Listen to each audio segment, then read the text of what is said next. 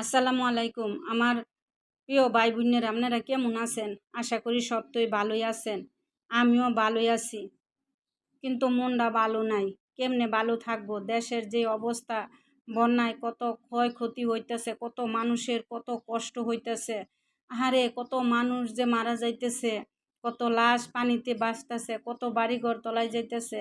এগুলা দেখলে কেমনে ভালো থাকি কন? একটুও ভাল লাগে না, মনটা খুবই খারাপ লাগে।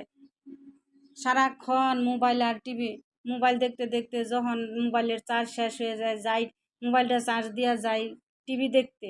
ওই দিন কাটতেছে। তারপরও কি করবো, খাইতে তো ওই বই। তা জামাই কইতাছে সারাক্ষণ খালি টিভি দেখতেছ, আমিও দেখতেছি তুমিও দেখতেছি, একটু রান্না বান্না করো। রান্না বান্না না করলে খামু কি? একটু পরে তো আমগো ভোক লাগবো। ভোক লাগলে আমরা কেমনে খাম?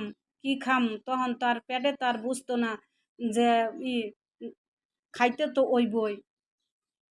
এর লেগে আন কি করবো, জামাই কইতেছে আজকে শুক্রবার, একটু গরুর মাংস আর খিচুড়ি রান্না করো, বুনা খিচুড়ি করো। এর লেগে আমি আবার কি করলাম, তাড়াতাড়ি করে মাংসটা ভিজাই দিয়া এদিকে বেশ মরিচ কাইটটা প্রেশার কুকারে দিয়ে দিতেছে। আমি কইতেছি তুমি রাগ করো না, 10 মিনিট লাগবো আমার রান্না করতে।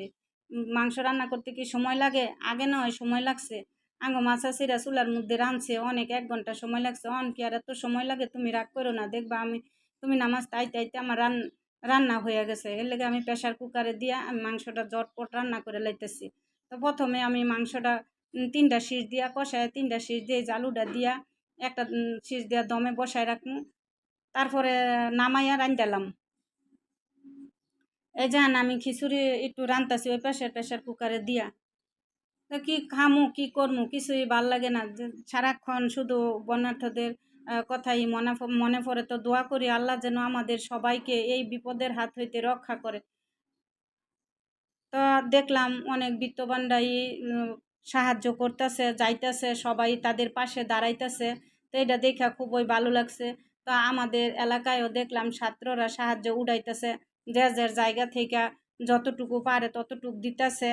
তো আমিও যতটুকু পারছি আমার জায়গা থেকে এতটুকু দিছি। তো আপনারাও যে যে যার যার জায়গা থেকে যে যে দূরে পারেন দিয়েন, ভাই বোনেরা দিয়া পাশে থাইহেন। কারণ হেরা অনেক বিপদের মধ্যে আছে, সম্পদ তো অনেক গেছে, কিন্তু সম্পদ গেছে তারপরও তো হ্যাগো বাইচা থাইয়া তো বাইচা খাউন লাগবো, বাইচা থাউন লাগবো। 4টা ডাইল ভাত খাইয়া হইলো তো হ্যাগো বাইচা থাউন লাগবো। এর লেগে আসুন আমরা সবাই যার যার জায়গা থেকে পাশে দাঁড়াই। তবে ছাত্রগো এই উদ্যোগটা আমার কাছে খুবই ভাল লাগছে। ছাত্ররা চাইলে সবই পারে। তো যে যে ছাত্ররা আমাদের এলাকায় বা অন্য এলাকায় সব জায়গায় করছে, তাদেরকে আমি আমার পক্ষ থেকে অসংখ্য ধন্যবাদ দিই। কে লেগা এরা যেন আরও এদের জন্য দোয়াও করি, যেন সব সময় এইভাবে সবার বিপদে সব বিপদে আপদে পাশে দাঁড়াইতে পারে। তো এই যে দেখেন আমার মাংসটা হয়ে গেছে গা।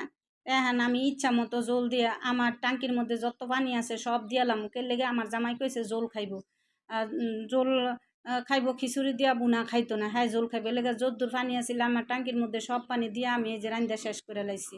তা আমার খিচুড়িটা দেখেন হয়ে গেছে গা।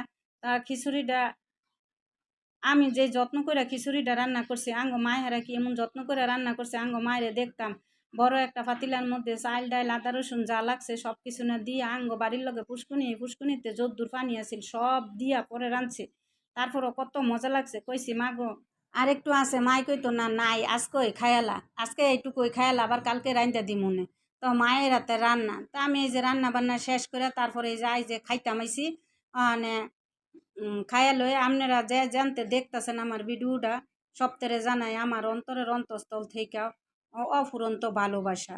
তা আমার ভিডিওটা যদি আপনাকে একটু হইলেও ভাল লাগে, তাইলে আমার ভিডিওটাতে একটা লাইক দিন আর একটা ফলো দিয়ে আমার পাশে থাইহেন। তো আজকের মতো এখানেই বিদায়।